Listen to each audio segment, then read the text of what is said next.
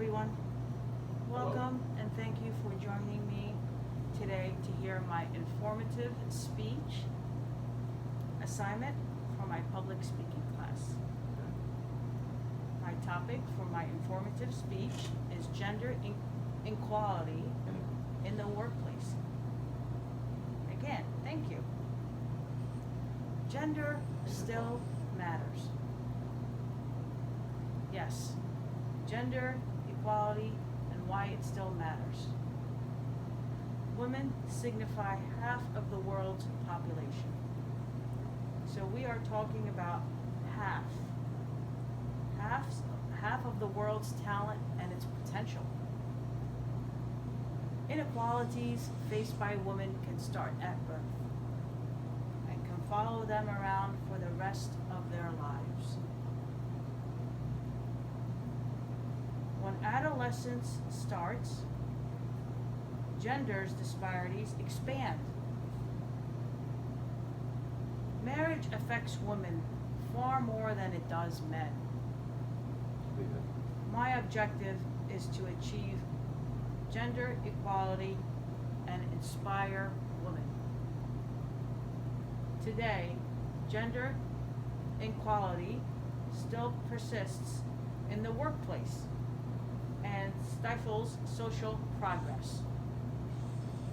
It is reported by the United Nations in 2019 that on average, less than 1 in 3 senior and middle management positions are held by women. This is only 32% for a gender that makes up 51% of the population. It is reported by the Washington Post in the United States of America that women hold 19% of board seats on companies in the S&P 500 index. It is reported by Forbes 500 in 2019 that only 33 women are CEOs.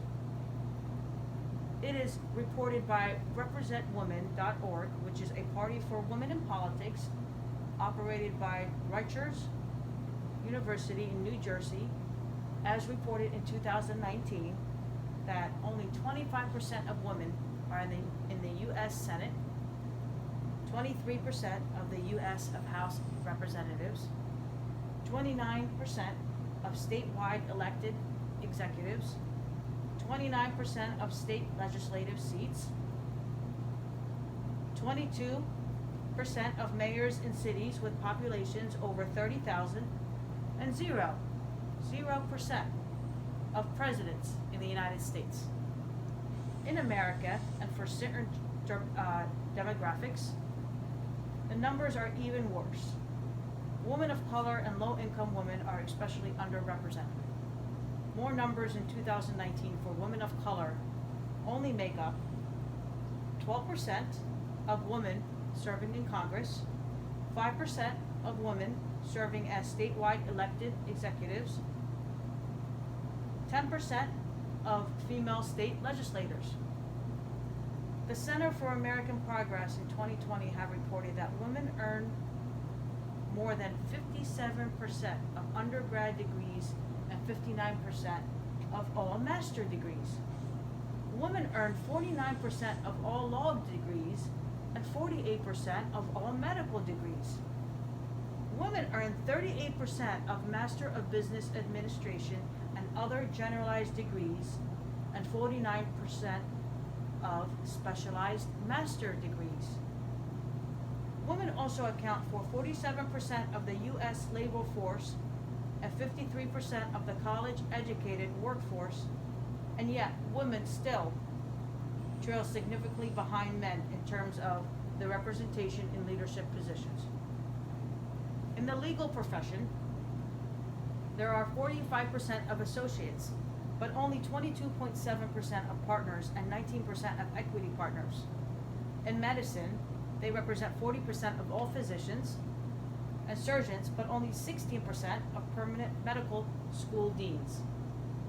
In academics, They have earned the majority of doctorate degrees for 8 consecutive years, while only 32% of full professors and 30% of college presidents.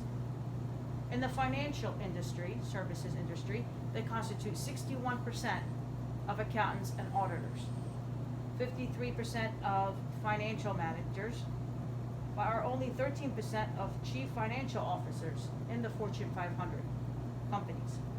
In the late 20th centuries, women made more rapid developments in the private sector than they did in the political world. The gender wage gap tightened, sex segregation in most careers greatly declined, and the percentage of women climbing in the management positions steadily rose. Even within the presidential realm, the glass ceiling has not been broken but cracked, with Hillary Clinton winning her party's nomination for president in 2016, winning her party's nomination, and also Kamala Harris being the vice president candidate for 2020. Progress is still uneven. There are long, important racial and ethnic differences in the rate of women advancement today. Women of color are 40% of Americans' female population and 20% of the entire U.S. population. Let us share some interesting facts with you today about women of color and gender inequality. Since the December 2016 departure of Ursula Burns as CEO of Xerox Corporation, there have been no black women heading Fortune 500 companies. Not one. Andrea Nonix exit as CEO of Pepsi Company in October 2018 leaves just 2 women of color CEOs in the Fortune 500.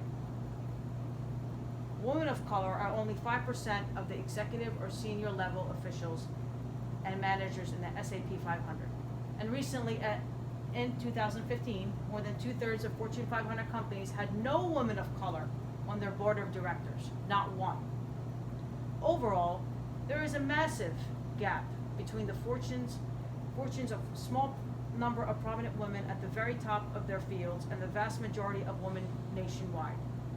The United States ranked first women in women's educational fulfillment on the World Economic Forum in 2018, reported by the Global Gender Gap Index of 144 countries. It ranked 19th in women's economic participation and opportunity and 96th in women's political empowerment.